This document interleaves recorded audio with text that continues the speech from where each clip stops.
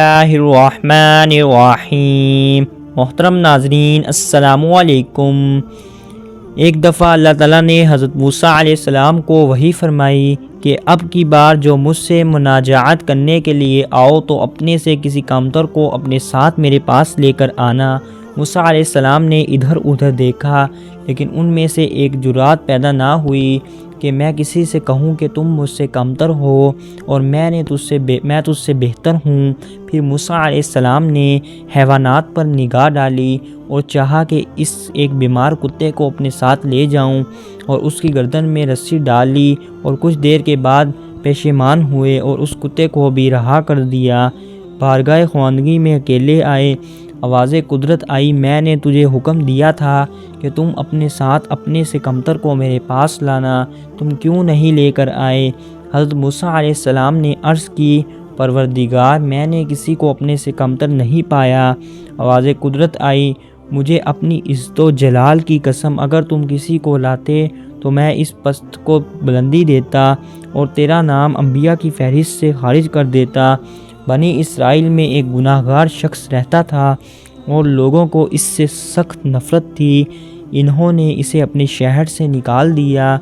ایک دن اس شخص نے راستے پر دیکھا کہ بنی اسرائیل کا ایک عابد گزر رہا ہے جس کے سر پر ایک کبوتر نے اپنے پروں سے سایہ کیا ہوا تھا۔ اس شخص نے اپنے آپ سے کہا کہ میں تو گناہ گار ہوں اور وہ عبادت گزار ہے، اگر کچھ لمحے میں اس عابد کے ساتھ بیٹھ جاؤں تو ممکن ہے اللہ تعالیٰ اس کی برکت کی وجہ سے مجھ پر بھی رحم کر دے۔ سوچنے کے بعد وہ اس عابد کے پاس گیا۔ جب عابد نے اس شخص کو اپنے پاس بیٹھا ہوا دیکھا تو کہنے لگا، یہ کیا ماجرا ہے؟ میں اس قوم کا سب سے بڑا عابد ہوں، یہ فاسد ہوں، اس کی یہ جرات کہ میرے پاس آ کر بیٹھ جائے۔ عابد نے اس شخص سے منہ موڑ لیا اور اس سے کہا، جناب آپ یہاں سے اٹھ کر چلے جائیں۔ اللہ تعالیٰ نے اس زمانے کے نبی کو وحی کی کہ دونوں افراد کے پاس جاؤ اور ان میں سے ایک کو کہو اپنے اعمال کا حساب بھی سن لو۔ اللہ فرما رہا ہے، میں نے اس گناہ گار کے تمام گناہ معاف کر دیے ہیں، میں نے اس عابد کی تمام نیکیاں تکبر کی وجہ سے ختم کر دی ہیں۔ شیخ سعدی فرماتے ہیں کہ ایک بادشاہ کے کچھ بیٹے تھے جن میں سے ایک بیٹا قد چھوٹا، بدصورت اور کمزور تھا، جبکہ اس کی باقی بیٹے خوبصورت، لمبے قد کے اور تندرست و توانا تھے۔ ایک دن بادشاہ نے اپنے اس بیٹے کو حقارت کی نظر سے دیکھا۔ بیٹا بہت دانا تھا، وہ سمجھ گیا کہ اس کا باپ اس کو حقارت آمیز نگاہوں سے دیکھ رہا تھا۔ اس نے اپنے باپ کی طرف منہ موڑ کر کہا، پست کا دانہ دراز کا دانا سے بہتر ہوتا ہے۔ یہ ضروری نہیں کہ جس کا قد لمبا ہو اس کے قد و منزلت بھی زیادہ ہو۔ آپ خود دیکھ سکتے ہیں کہ بکری پاکیزہ ہے اور ہاتھی مردار ہوتا ہے۔ بادشاہ کو اپنے اس بیٹے کی حکمت آمیز باتیں پسند آئیں اور وہ مسکرانے لگا۔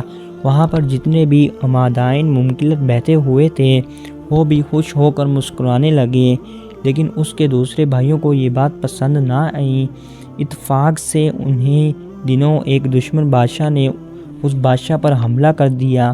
بادشاہ کے لشکر کی طرف سے جس نے سب سے پہلے مخالف لشکر کے قلب پر حملہ کیا وہ یہی پست قد اور بدصورت لڑکا تھا۔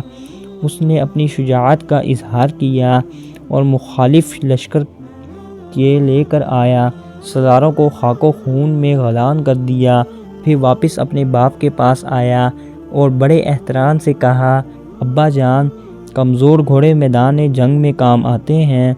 پھر وہ دوبارہ میدان جنگ میں گیا اور اسی اثناء میں اس کے باپ نے چند فوجی بھاگنے لگے تو اس نے کھڑے ہو کر نعرہ بلند کیا، مردوں کی طرح سے جنگ کرو، اگر نہیں کر سکتے تو مردوں کے لباس اٹھا کر عورتوں کے لباس پہن لو۔